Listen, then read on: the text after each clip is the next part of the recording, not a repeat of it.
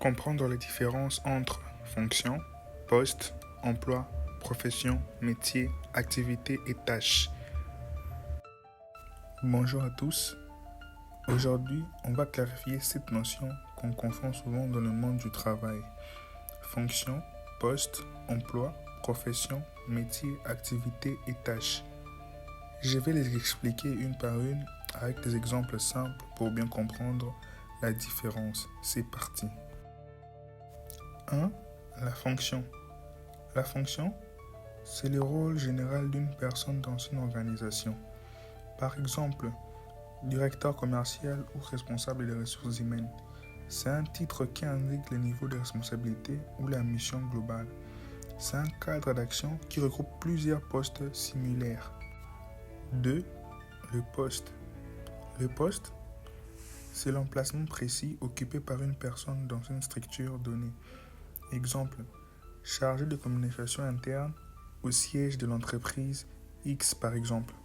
Un poste est lié à une personne, un lieu et un moment. Les postes concrets est lié à un lieu, une personne et un moment précis. 3. L'emploi. L'emploi, c'est l'ensemble des postes similaires reconnus dans un secteur ou sur le marché du travail. Par exemple, emploi de comptable, chauffeur, électricien. L'emploi est souvent défini par des grilles officielles, fonction publique, pôle emploi, etc.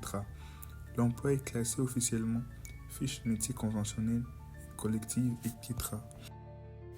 4. La profession. La profession, c'est une activité reconnue officiellement avec une formation obligatoire, des règles et un statut. Exemple, avocat, médecin, enseignant.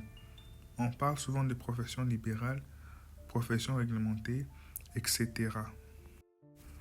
5. Métier. Les métiers, c'est ce qu'on sait faire concrètement. Un savoir-faire précis, souvent appris par l'expérience ou la formation. Exemple, menuisier, plombier, programmeur informatique. Les métiers sont centrés sur les compétences techniques ou pratiques. 6. Les activités. Ce sont des groupes d'actions qu'on fait dans un emploi ou un poste. Par exemple, gérer un stock, accueillir des clients, organiser une réunion. Une activité est orientée vers un objectif précis. 7. Tâches.